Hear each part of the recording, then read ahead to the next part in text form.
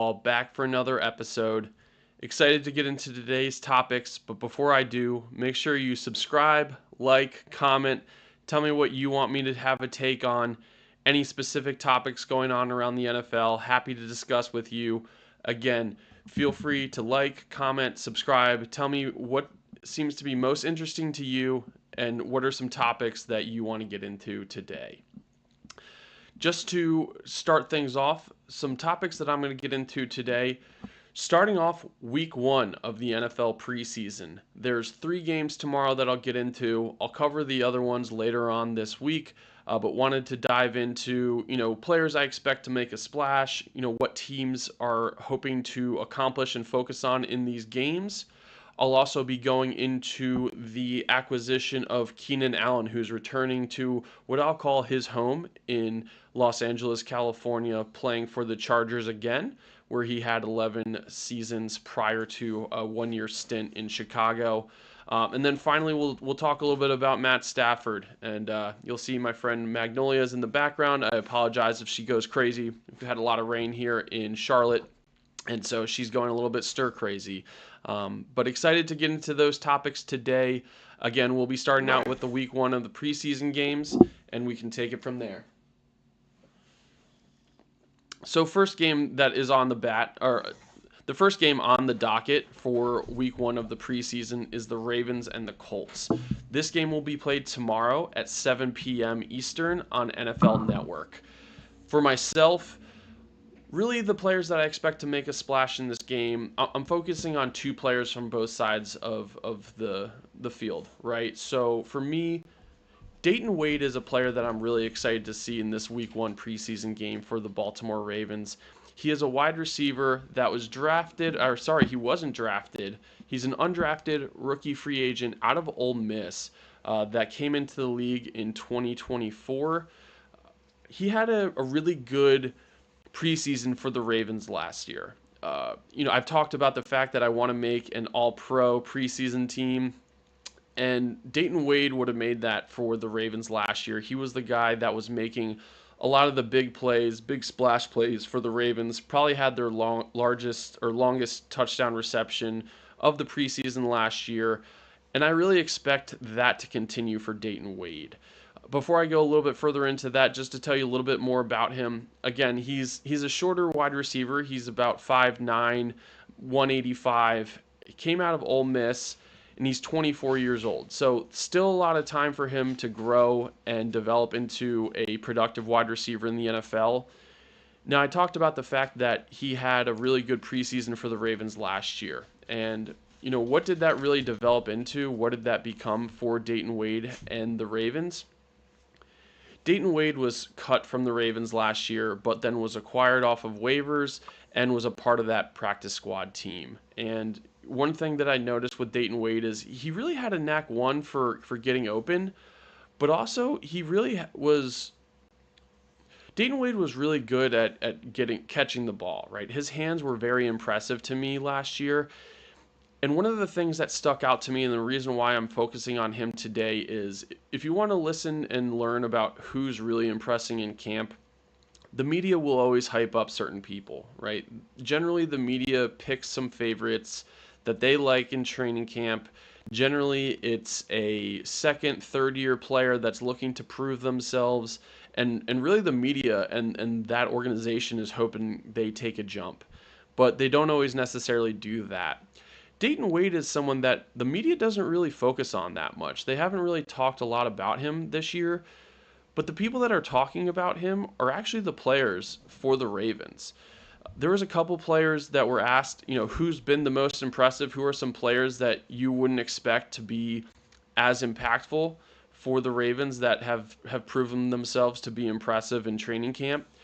Kyle Hamilton said Dayton Wade right off the bat. He said not a lot of people might know about Dayton Wade, but this guy knows how to get open, and he's making impressive catch after impressive catch in Ravens training camp.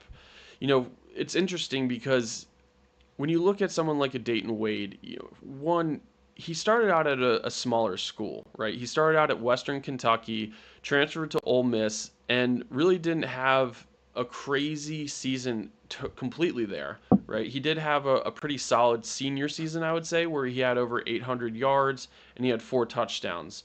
Um, Again, not the most impressive numbers, but he got himself an opportunity in the NFL and he's still there, right? He's still fighting. I don't think a lot of people know this, but the average length of a career in the NFL is 2.5 years. So at this point, Dayton Wade is actually right there at that threshold, right? He's gone through one season.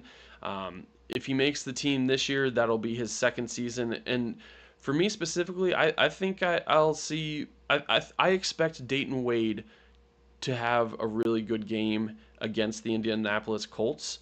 I expect Dayton Wade to be on the field for a long period of time in this game. I'm expecting at least 3 quarters of action for a wide receiver like Dayton Wade. So he's definitely someone that I expect to be an impact player and someone to make a splash in this preseason game. Now I'll go over to the other side and talk a little bit about someone on the Colts side that I think should be making a splash in this preseason game, and that's first round pick Tyler Warren. Now, Tyler Warren, he's a tight end out of Penn State. He was the 14th pick overall for Indianapolis, right? So he's a high profile player. He has high expectations coming into this game for the Indianapolis Colts. He's 23 years old. He's about 6'5", 250, so he's a prototypical style tight end, and he had a really impressive senior year for Penn State. He didn't necessarily have a crazy career before that at Penn State, but he had over 1,200 yards and 8 touchdowns for Penn State. Indianapolis needs Tyler Warren to be an impactful player and to make a splash for them this year. Not just in this preseason game, but for the year completely. One of the biggest storylines and biggest focus points, I would say, for the Colts this year is figuring out who their quarterback is. Right now, it's a competition between Anthony Richardson and Daniel Jones, both of which haven't necessarily had an amazing career up until this point.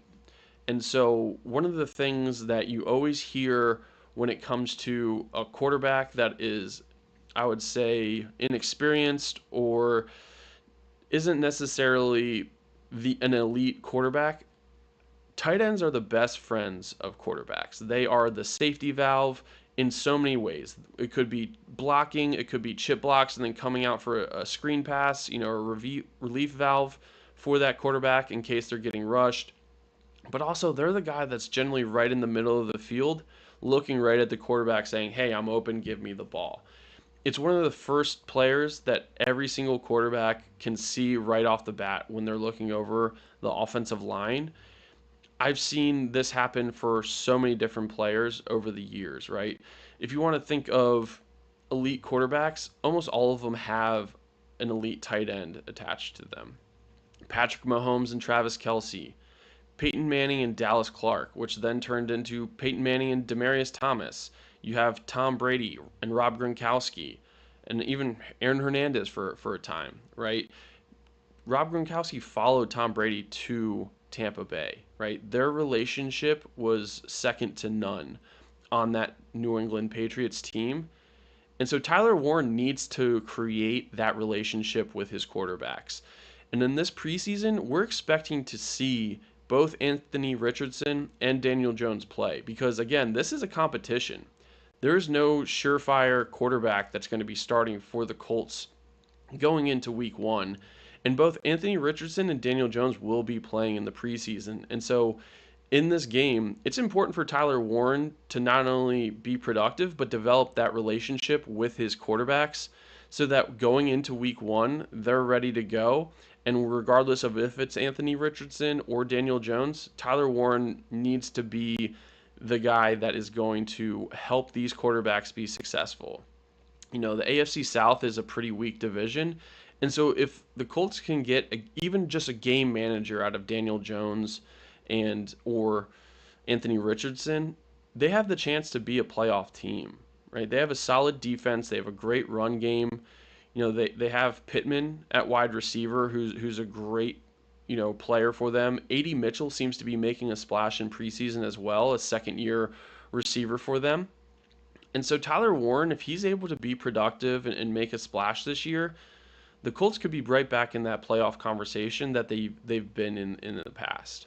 So again, Tyler Warren's another player that I'm really curious to see in this preseason game. The third player I'm going to talk about is a player that I've already talked about a little bit in a previous show, Mike Green, right? The edge rusher for the Baltimore Ravens. And maybe I keep talking about him because he's someone that I'm really excited about, but Mike Green, again, he's a second-round pick. He played at Marshall last year where he actually led the NCAA in sacks. And for me, Mike Green is a different sort of specimen from an edge rushing perspective. He's an edge rusher that the Ravens have never really had this type of player. And when I was looking at tape and watching Mike Green in the Senior Bowl, in games at Marshall, the thing that really jumped out at me when it came to Mike Green is the fact that he has the footwork and the quickness and the speed of a running back. When I see him trying to rush the passer, it looks like a running back trying to find gaps and holes in the line in order to get to where he's trying to go.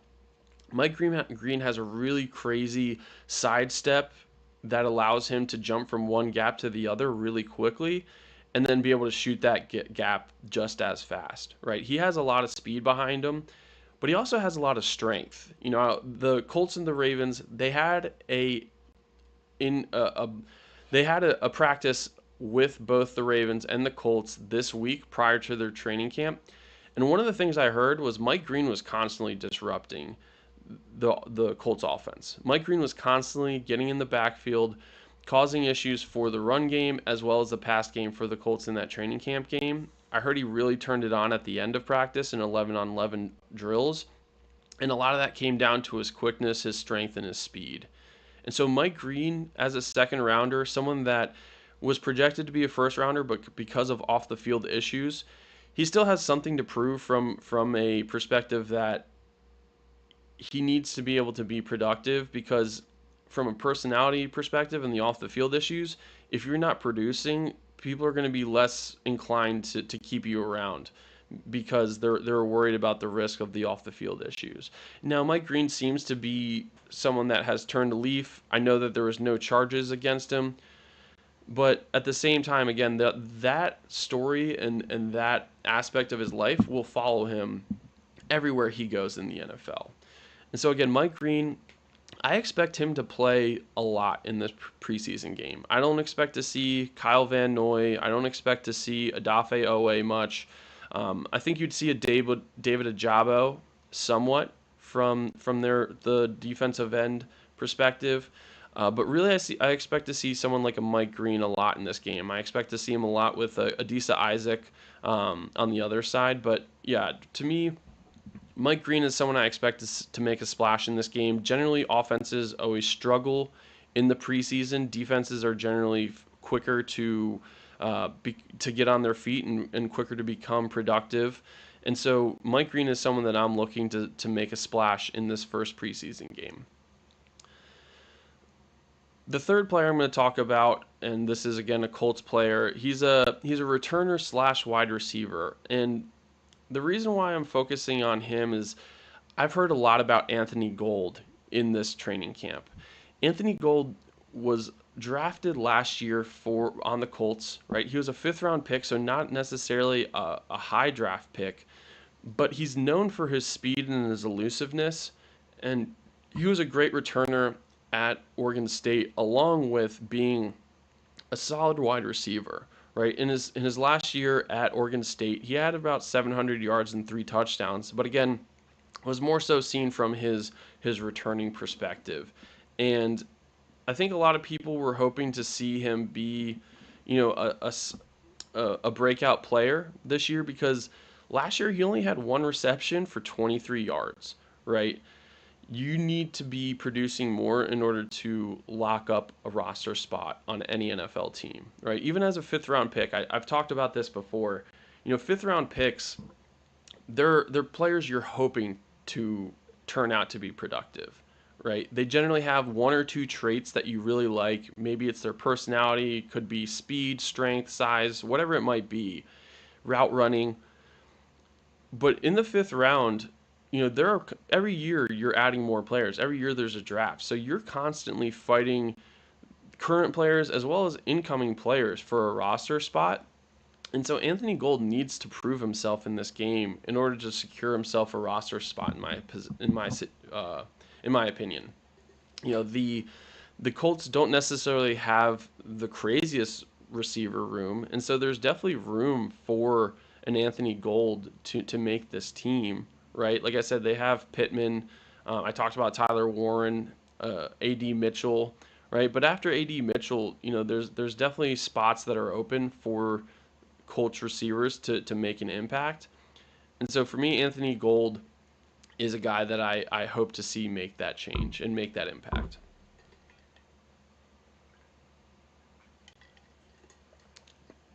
Now, when it comes to, you know, as a team, as a whole, what I think that these teams should be focusing on, first off, it's different for both of these teams, right? The Ravens are in a much different situation than the Colts, and the first and most glowing one is obviously at quarterback. The Ravens have a two-time MVP, could have been a three-time MVP. Um, Lamar Jackson, right? He's obviously going to be the starter, and he's an elite quarterback in the NFL. The Ravens as a whole, their roster is pretty set, and there's very few roster spots that are actually available to that people are looking to fill. Right, I think there's going to be some spots potentially on the defensive line.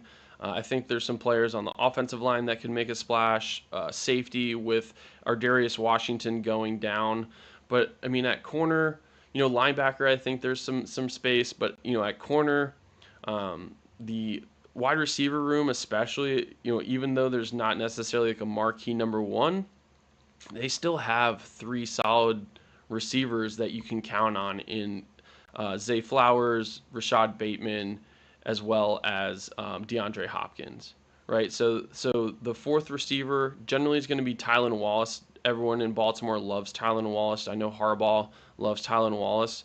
But again, in this preseason game, what they're looking for is just depth, right? They're not looking for a starter. The Baltimore Ravens are not looking for a starter.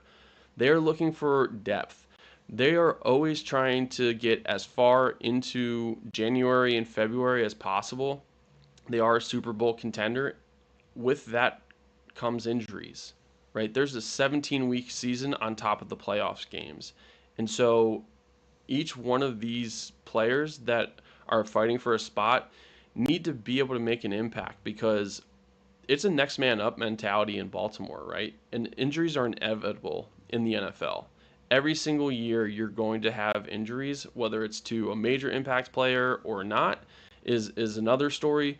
But again, the Ravens are really just looking for depth in this game. They're trying to find players that are diamonds in the rough that they can hold on to, whether it's for later on in down the line or it's this season, right? Because that's the other aspect of this is generally with successful teams, right? The Ravens have been making the playoffs on a very regular basis. I think it's been the last 3 years at least. I know there's a little bit of drop off in between because Lamar Jackson got injured, but the Ravens are always making the playoffs, and generally with success comes players getting paid. Odafe Owe, who I mentioned before, he got his fifth-year option from the Ravens, but they haven't mentioned him from an extension perspective. Odafe Owe had 10 sacks last year. I don't know if he's going to be re-signed by the Ravens purely because I don't know if they can pay him. They're looking to pay people like Tyler Lindenbaum, like Kyle Hamilton, right? And so being able to find depth in this game is extremely crucial. Players like Mike Green need to be able to show that when they let Odafe Owe walk next year, he's going to be ready to step in. And so that's a big aspect and I think a big focus for the Baltimore Ravens. Now, from the Colts perspective, I've already mentioned this a little bit, but for me, I think the biggest story and the biggest focus is who's going to win the starting quarterback competition. right? And I talked about this before, but generally in preseason games, the starting quarterback isn't playing in preseason games anymore. Those days are gone. They don't want to risk injury anymore. It's not worth it. And so the Colts, because of the fact that they have a real QB competition, Anthony Richardson and Daniel Jones are going to be playing in these preseason games. They're going to have to get on the field and they're going to have to play well in order to get that starting position. And so I think the Colts are really just going to be looking at their offense the most in these preseason games, right? They're obviously going to be trying to make sure that they have their defensive alignments and calls and communication is ramping up, right? But really the offense is going to be the biggest focal point for the Indianapolis Colts, and who's going to be behind center for week 1 of the preseason games. For myself, I think it's going to have to be Anthony Richardson. From what I've heard, neither of them are really crushing it in training camp right now. Neither one of them have really separated themselves from the other in training camp. But the Colts used a third pick in the draft in order to get Anthony Richardson. That's a lot of capital. That's a big investment for the Colts to make. And so I know he hasn't had a great first 2 years in the league. I myself, I lost faith in Anthony Richardson when he tapped out last year in a game after running the ball a lot. I've never seen a quarterback say he needed a breather and needed a sub in the game, but Anthony Richardson actually did that. I think he lost the locker room when that happened. But hopefully there is growth for him in the offseason, and hopefully he understands that as the starting quarterback, as QB1, you can't do something like that, right? I'll talk about another quarterback later on in the show that would never do that, but Anthony Richardson needs to be productive out there. Even though I'm talking sort of negatively about him right now, I still expect him to be that guy again because they invested in a lot in him. He has the legs, as does Daniel Jones, but Anthony Richardson is like a creative player in Madden. If he can get the mental aspect of this game under control and he can control his accuracy more, I expect Anthony Richardson to be a solid quarterback in the NFL. Daniel Jones is already a pretty solid quarterback in the NFL, but again, he hasn't been able to make an impact prior to other than really the year where the Giants made the playoffs. He lost his spot. He lost his starting position with the Giants last year, and Daniel Jones needs to prove that he still belongs in the NFL. He's another first round pick. I think he was the 10th pick overall by the Giants, right? And again, he showed promise. He had some solid seasons. He made the Pro Bowl one year. But again, he hasn't necessarily done much since then. And this is a what have you done for me lately league. And so Daniel Jones also needs to prove that.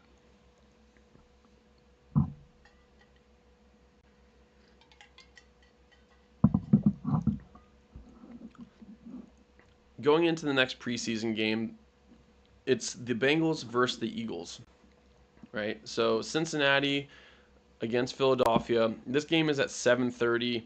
Currently not televised, but this is also, I think, a really interesting and exciting game. And again, I'll go into some of the players that I'm expecting to make a splash.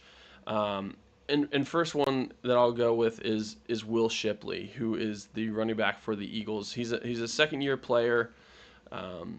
He obviously has an amazing running back ahead of him, right?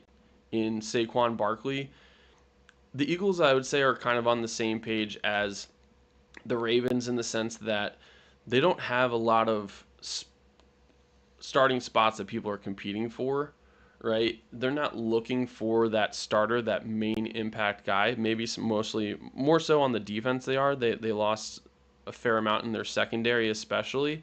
But for me, finding a solid second running back is very important, right? Saquon Barkley has proven to be pretty durable. He hasn't had any major injuries besides, I think, really 1 year. But he's been an impact player. You need to find someone that can make sure to be productive when Saquon Barkley is not on the field. everyone is going to be queuing in on where Saquon Barkley is. So when he's off the field, those antennas go down, right? People somewhat relax. And so finding a second weapon like a Will Shipley, who I think had a good career at Clemson, could really help this Eagles offense become that much more dynamic. Last year you heard a lot about, you even heard from the team themselves, the receivers. They weren't happy with the passing game a lot last year. What that means is the Eagles really depend a lot on the run, right? Again, I expect Saquon Barkley to get a lot of touches, but because of that, they're also going to need to find someone to come in to give them a little bit of a breather. And to me, Will Shipley has a really good opportunity to be that person. He has a chance to be the second running back for this team if he has a productive preseason. I really do believe that. And so for me, Will Shipley is a guy that I see being an impact player in this preseason game. He's someone that I expect to make a splash in this game. On the other side of things, for the Bengals, the first player I'm going to talk about, and I've talked about him before, but it's Shamar Stewart. It's the edge rusher, Shamar Stewart, their first round pick, who got signed ago, right? He sat out a little bit of training camp. But ever since then, all I've heard about Shamar Stewart is that he has been a disruptor in the training camp. I've constantly heard he is causing problems for their offensive line, and he's getting to the quarterback and getting into the backfield on a regular basis. He showed a fair amount of that in at Texas A&M. Finishing was his biggest challenge. He was a guy that would cause rushing. He would rush the quarterback and cause quarterback hurrying, but he wasn't necessarily finishing it with sacks all the time. And so Shamar Stewart really needs to practice finishing plays. The preseason is a great place for him to work on that. And I really expect Shamar Stewart to have an impact and make a splash in this game. You're not going to be facing the starting offensive line for the Philadelphia Eagles. I mean, they have Hall of Famers on that line. They're not going to be in this game. And so Shamar Stewart has a really good opportunity to make a splash in this game. Another player for me, and I'll go back to the Eagles on this one, Jihad Campbell. Might be a little bit of a given, but he was the first round pick for the Eagles. For me, it's interesting. They didn't necessarily need, I would say, a linebacker to be drafted, but Jihad Campbell was a tackling machine at Alabama. That guy was everywhere on the field, causing problems for offenses. And the Eagles are known for their defense. And so getting someone like a Jihad Campbell to be able to sit next to and line up next to Zach Braun for the Eagles is going to be extremely vital for their defense. I talked about it a little bit before. They've lost more players in their secondary than anywhere else on the defense. But if you have a solid linebacker like a Jihad Campbell that can cause problems, rushing the passer or, defending a tight end, that's going to be a huge value add for this team. And again, generally defenses are more quicker to get up and running in the preseason than offenses. So I expect Jihad Campbell to have a really good game in this first preseason game. I wouldn't be surprised to see Jihad have upwards of 10 tackles. I don't think he'll play the whole game by any means, but I still expect him to have a big impact on this game. So he's definitely someone that I'm looking to see make a splash in this game. The last player for this game that I'm really looking at is Taj Brooks, who's a 6th round pick running back out of Taj Brooks is out of Clemson, I believe. And for me, the reason why I'm most curious about Taj Brooks or want to see him make a splash is, again, the Cincinnati Bengals, after they lost Joe Mixon, they had Zach Moss. Zach Moss got cut. And so they're still looking for a marquee running back. I'm not sure if Taj Brooks is the guy, but in this preseason game, he has a really good chance to be that person, right? Let me correct myself earlier. I think I said he went to Clemson. He went to Texas Tech, right? And he was a 6th round pick. And so for me, I think that Taj Brooks has an opportunity to not only make this team, but get him into a spot where he has the ability to get those second, maybe even first running back sort of touches, right? Again, Joe Mixon is gone. Zach Moss got cut. Who are the Cincinnati Bengals running backs now at this point? And so I think again, Taj Brooks has a really good chance to do that. I mean, they have Chase Brown, Samaje Perine. Perine is always going to be sort of that third down back kind of guy. He's a great blocker. He's absolutely jacked. I'll say that. But Taj Brooks has a chance to jump in front of him, and he also has a chance to compete with Chase Brown. Chase Brown, who was another fifth round pick, he was drafted in 2023. He had a solid season last year. He didn't get 1,000 yards. He was just short of it, 990 yards. But that's not someone that's keeping their job, right? There's no one saying Chase Brown is the lockdown, lock it in, it's going to happen, RB1 for Cincinnati. And so, again, Taj Brooks has the chance not only to get playing time, but Taj Brooks has a chance to earn the starting position, the starting running back role for the Cincinnati Bengals. Now, when it comes to what I think both teams are going to be focusing on, again, I've kind of touched on it a little bit before, but the Eagles lost some talent because they won the Super Bowl. Generally, when you have success, the players see success and they get paid. The Eagles couldn't pay everyone, so they lost a lot of talent to free agency. In particular, again, on that defensive side. So I'm really curious to see how this young talent has progressed. They've done a really good job of drafting, I would say especially in the last 5 years. Howie Roseman has made a huge impact on this Eagles team, and especially from an NFL draft perspective. So I think they're really just going to look at this and say, hey, young guns, get out there. Let's see what you can do, right? And so I think that's going to be their main focus. Let's look at these rookies. Let's look at these second-year players that didn't necessarily get on the field a lot last year because of the fact that they just had so much talent around them, right? It wasn't because they weren't good enough. This was a situation. It's like the Alabama Crimson Tide, right? There's so many 5-star players on that team that don't even touch the field until their junior or senior year, just because of how much talent there is out there. And right now, I would say the Philadelphia Eagles are kind of on the same boat, right? There's so much talent on that team that they're just looking for the next man up. They're looking for depth. And I think that's just going to be a main focus, is they're going to get out there and see what these young players can do.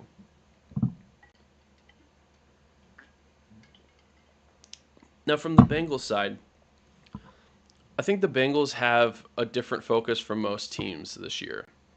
And this is just my take on it. Obviously, I could be wrong, but for me, the Cincinnati Bengals are serial strugglers in the beginning of the season.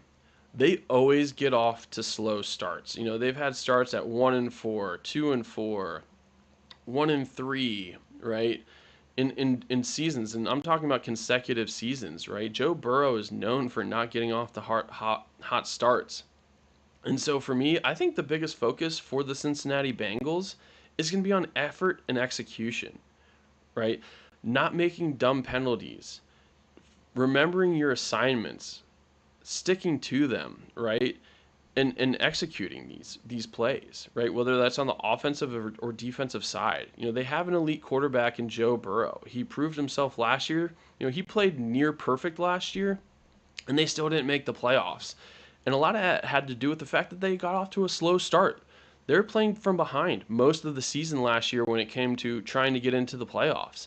They won like 4, maybe even 5 games at the end of last season to get hopes of getting into the playoffs, but it still wasn't enough because they had lost too many games at the beginning of the season.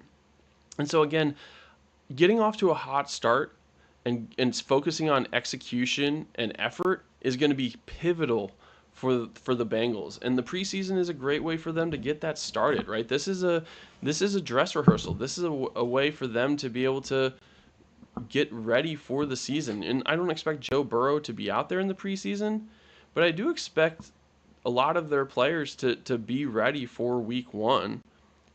And so, again, preseason is a great place for them to do that. Now, the third game on Thursday is the Las Vegas Raiders against the Seattle Seahawks, right? So you're talking about the West Coast. This is going to be played 10 p.m. Eastern on the NFL Network. For this game, it's an interesting matchup, and I think both of these teams are in very different places from, the Ravens and the Eagles, right? I think maybe Seattle's a little bit closer to them from that perspective. But the main players that I'm going to focus on, and the first player I'll talk about for these teams is on the Seattle side, safety, Nick Emenwari, second rounder out of USC. I'll be the first to tell you that I was a huge fan of Nick at South Carolina. I wanted my team, the Ravens, to draft Nick. We needed a safety. I mean, we ended up getting Starks. I'm very happy about that. But I was really looking at Nick. He has the prototypical body of a smash mouth safety that can wreak havoc for offenses. And so for me, Nick, I expect to make a splash in this game. Again, he's a second round pick. He could have been a first rounder. He has the speed, he has the size, he has the intangibles. And again, generally early on in the season, especially preseason, offenses are struggling, right? They're not fully ramped up.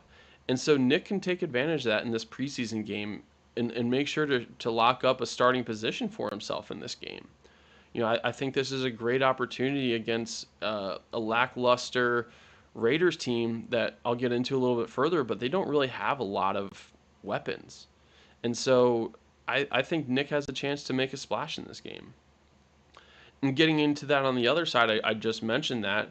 Another player that I'm really curious to learn and see and hopefully make a splash in this game, wide receiver for the Raiders, Jack Beck, second rounder, right? Out of TCU. Jack Beck, interesting story. There was a lot of conversation around him during the draft. He had recently lost his brother, sadly, and he's really talking about his brother as motivation. I'm not here to necessarily focus on that, but for me, Jack has the opportunity to make a splash and get a starting position for the Raiders. Right? I was taking a look at the Raiders depth chart.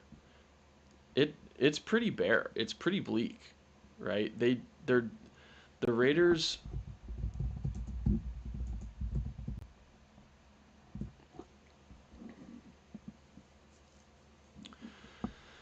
Let's look at the names for these Raiders wide receivers right now on their depth chart. It's Jacoby Myers, Trey Tucker, Jack Beck, Tommy Millette, Colin Johnson, and Philip Dorsett.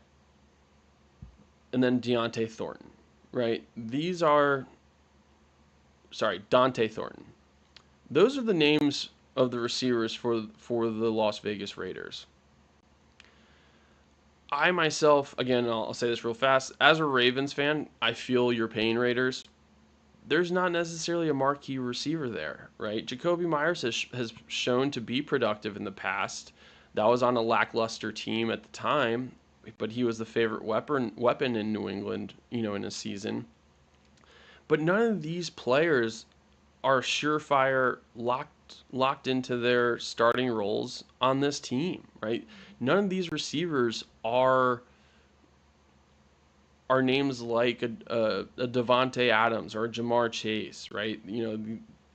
Trey Tucker and Jacoby Myers could very well lose those starting spots, right? And so for me, Jack has the really good opportunity to prove himself in this preseason game. And for me, I really do expect him to do that, right? He's a guy that didn't necessarily have a good career up until his last year, his senior season at TCU.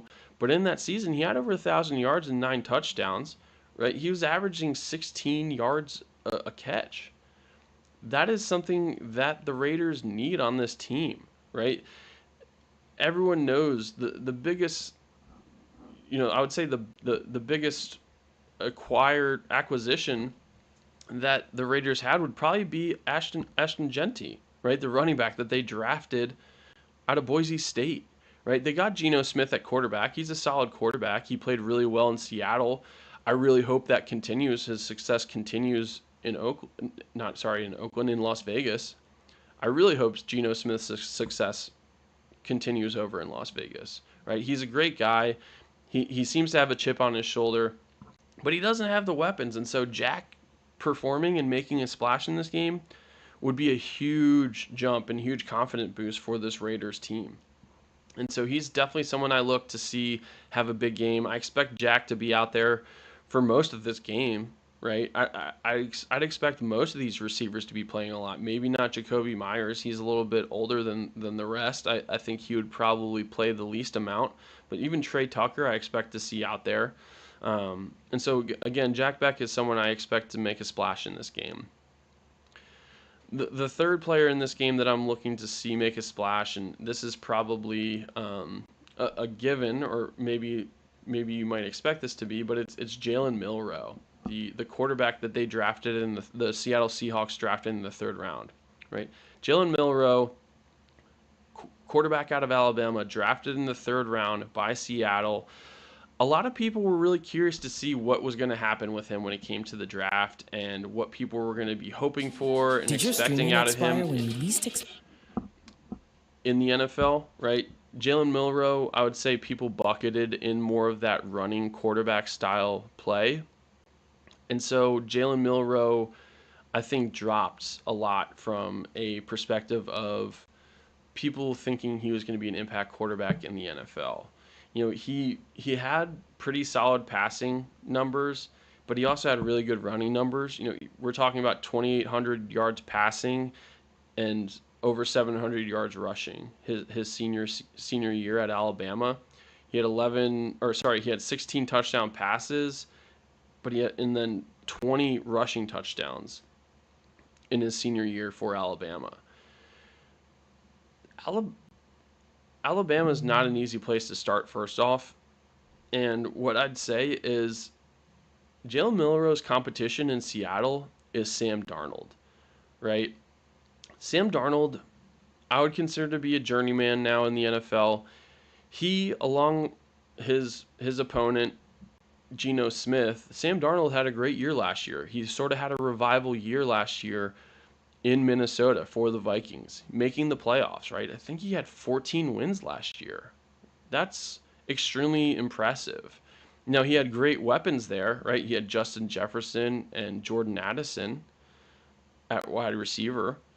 But, again, he's now on a different team. This is a completely different situation. It didn't work out for Sam Darnold in New York with the Jets. It didn't work out for Sam Darnold in Carolina with the Panthers. He found a good home in Minnesota, and unfortunate to him, Minnesota had already invested a draft pick in J.J. McCarthy. Otherwise, they probably would have re-signed Sam Darnold. But Sam Darnold has to prove himself again. And this gives Jalen Milroe an opportunity to prove himself as well and compete.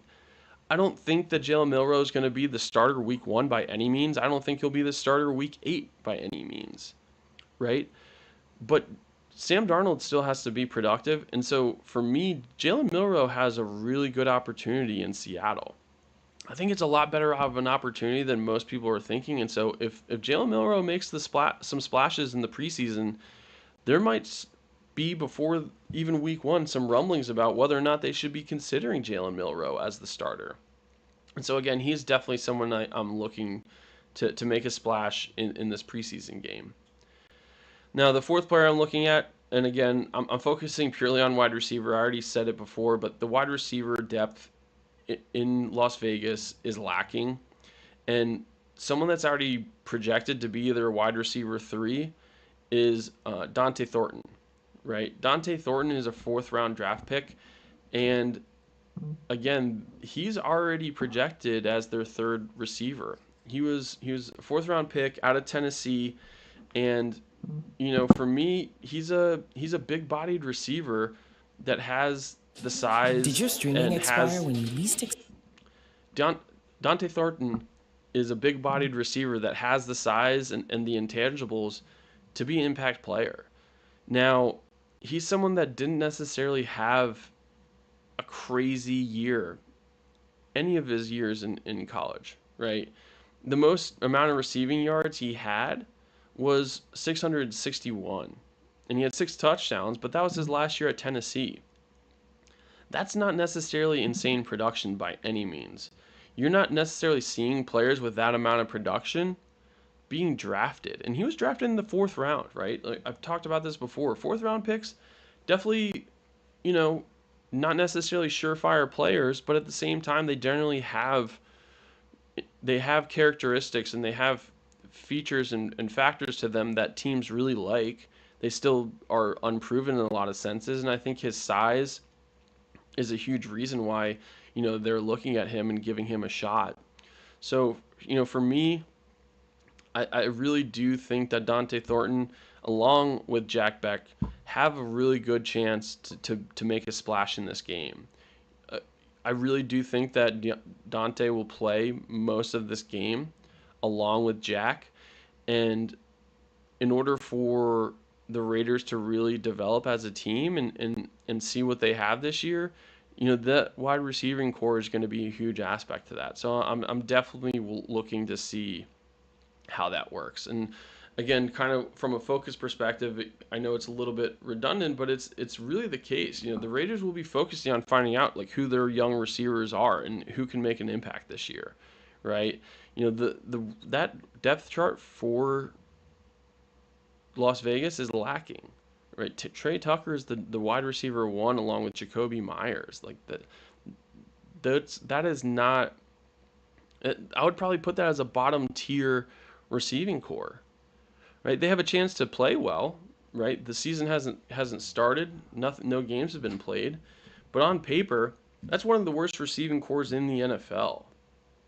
And so these young receivers have a really good chance of getting playing time and making an impact on the Raiders this year. And then for me, I've kind of already mentioned this before, but the focus for the Seattle Seahawks, I think, is going to be, can Jalen Milroe have a strong game, right? I said it before, but Sam Darnold, even though he had a great year last year, he's only really had one good season. And so they really need him to be productive. And if not, Jalen Milroe might have to step in sooner rather than later. And so I think they're really going to be focusing in on, is Jalen Milroe a viable option in case it doesn't work out for Sam Darnold? And so those are the biggest focuses, I think, going into these three preseason games. I'm excited to watch all of these games. I think that preseason, because of the fact that these starters aren't playing, it's become much more competitive. And the reason why I say that is those starters, they'll get out there for a series or a quarter or 2 quarters, whatever it was in the past, and I'm talking about 3-4 years ago. Again, it doesn't really happen anymore. But, they're out there to just get out there, get their feet wet, get a little bit of anger out, get a little bit of energy out, and then they take their pads off and they sit there and they cheer on the team the rest of the game. For me, I think these players trying to make these roster spots are really working as hard as they possibly can and putting maximum effort out there. I saw it in the Hall of Fame game. The Hall of Fame game, although the Lions didn't necessarily put up the numbers, they were competing. It was an entertaining game to watch. It wasn't sloppy either. And so I really do think that these are going to be exciting games to watch tomorrow evening. Now, other news around the NFL, and I'm glad this happened. First off, I predicted this to happen as soon as Mike Williams retired, but Keenan Allen did sign a 1-year contract with the Los Angeles Chargers to return home for an $8 million deal. It's a little bit over $8 million. Again, wasn't a multi-year deal. He spent 11 years with the Chargers. Not only did he spend 11 years with the Chargers, he was a Pro Bowler for 8 of those, right? Keenan Allen has over 11,000 receiving yards in his career. through 11 seasons. That means he's averaging 1,000 yards a year. And he hasn't even really seen a lot of drop off. I mean, last year, first off, the Bears offense wasn't necessarily the most exciting offense, but he still had 70 receptions for 744 yards and 7 touchdowns, right? Definitely a fall off from 1,200 yards and 7 touchdowns the previous year with LA. But again, he's going back to LA. He's going back to his quarterback, right? Justin Herbert is getting his guy back. He was the main target for Justin Herbert for several years before he went to the Bears for a year. And so for me, I'm glad that they made this decision, because if the Chargers really want to have a shot to be not just a playoff team, but maybe even a Super Bowl contender, they needed to add some weapons. They did a good job of drafting offensive line, but at the same time, they needed weapons on the edge, right? I think specifically, like, I'm thinking of players like Johnston for them, right, at receiver. Quentin Johnston, he had I would say a disappointing rookie year. I think he progressed really well last year, but he still had mistakes and he was still dropping the ball at times, and that really impacted the Chargers. I think it impacted Justin Herbert from a confidence perspective, specifically in Quentin Johnston. But they did add Ladd McConkey. So I'm looking at this and I'm thinking to myself, Ladd McConkey and Keenan Allen on the same field, in the same offense. That's going to be really exciting football. Ladd McConkey, even though he's a second-year player, already known for amazing route running and quickness, and his yards after the catch is second to none, I think. And so adding Keenan Allen, in my opinion, the best route runner in the NFL. Sorry, Devontae Adams, but to me, Keenan Allen is the best route runner in the NFL. That's going to have a huge impact on the Chargers. I think the AFC West just became so much more competitive with the addition of Keenan Allen. I'm looking at the Broncos, second year for Bo Nix, right? He had a great rookie year, in my opinion. You have the Chiefs. Don't need to say much about the Chiefs, but I'll say it. Patrick Mahomes, Travis Kelce, Andy Reid, right? They're back. They're going to be right there. And then you have the Los Angeles Chargers. The Los Angeles Chargers have a real shot at being a playoff team this year. I expect 3 AFC West teams in the playoffs. And I now am looking at this and saying the Chargers might have a shot to compete with the Chiefs for the number 1 spot in the AFC West. This might be the first year that I'm even considering a team to dethrone the Chiefs in the AFC West. I think that's crazy to say. Shout out Will Compton, but I think the Chargers have a really good shot with Keenan Allen to be the first team out of the AFC West. And so for me, I'm really happy about this addition. I think Keenan Allen deserves the money. I think the Chargers just added a great weapon for themselves. So, looking forward to seeing what that looks like this year. Again, Justin Herbert has to be the happiest person right now. So, again, excited to see how this looks in the season.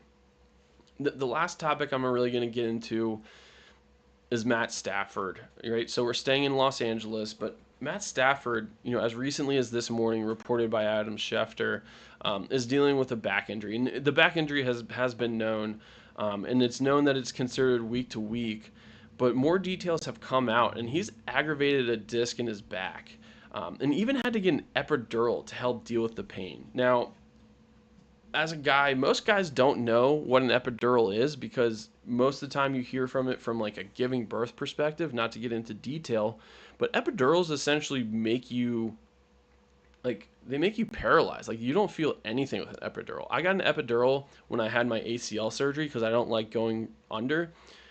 And so I couldn't feel my lower half of my body for like 8 hours after getting an epidural. And so he's getting that to relieve pain in his back. That is not good. That is not good at all for Matt Stafford and the LA Rams, because the other aspect of this is he's already an older quarterback. And so a bad back scares me. Like, backs are an injury that linger.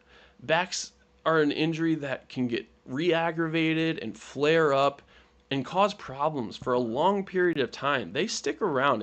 They're not easy fixes. It's not like you broke your hand or you broke your foot and you wear a cast, potentially get surgery or put pins in it, but backs just linger. They're very sensitive aspects of your body, and they're crucial for a quarterback.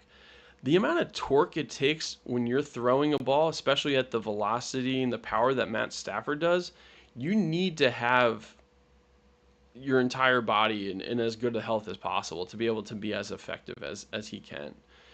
And he was drafted in 2009, right? He was the first pick in 2009.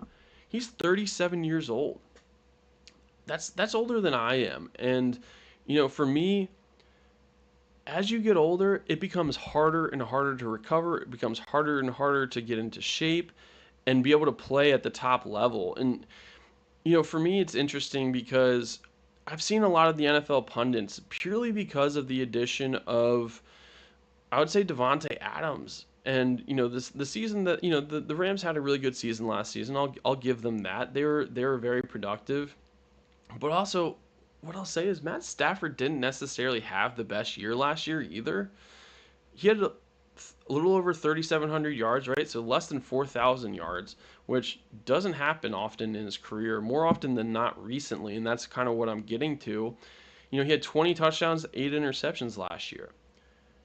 He was dealing with injuries from time to time last year. He's a tough player though, right? One thing I will say about Matt Stafford is he is tough. He is gritty, and he will be out there on the field as much as humanly possible. I can't tell you how many clips I've seen of Matt Stafford dealing with insane injuries and staying out there in order to keep a drive alive or to win a game, right?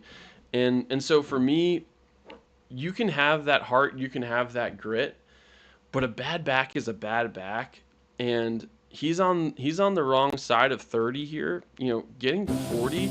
And so for me, Matt Stafford is on the wrong side of 30 for me, getting to 40 really. So for me, I don't know if we're ever going to see the Matt Stafford of old anymore. Sadly, I don't. Again, the last 3 years have been a little bit more lackluster in his career. 2022, he only played in 9 games and he had like 2,000 yards, but he played in 15 games in 2023 and he played in 16 games in 2024. But again, still never topped 4,000 yards. And so at the age of 37, are you really expecting him to have a bounce back year? Are you really expecting him to have another 4,000 yard year? I really struggle to believe that. It's kind of like when the pundits are talking about Aaron Rodgers to me. I don't understand why people think Aaron Rodgers is going to have this insane impact on the Steelers and suddenly they're a Super Bowl contender. I think they're a great team. I think they have a really good shot at making the playoffs just because they're Pittsburgh. But it doesn't have anything to do with Aaron Rodgers. And so for me, the Rams are kind of in the same boat, right? They have a very young defense, though. I will say their defense is super talented, and that's going to be their saving grace. But they need Matt Stafford to be Matt Stafford in order to be a playoff team. And I don't know if that's going to be the case after this injury. That's going to be it for me today. Thank you again for watching Bad Takes in Football. I am your host, Bad Takes. Please like, subscribe, comment. Tell me some topics that you want me to get into. What games are you most excited to watch in this preseason? Really excited to hear back from you. I hope you all have a great day. This is Bad Takes from Bad Takes in Football.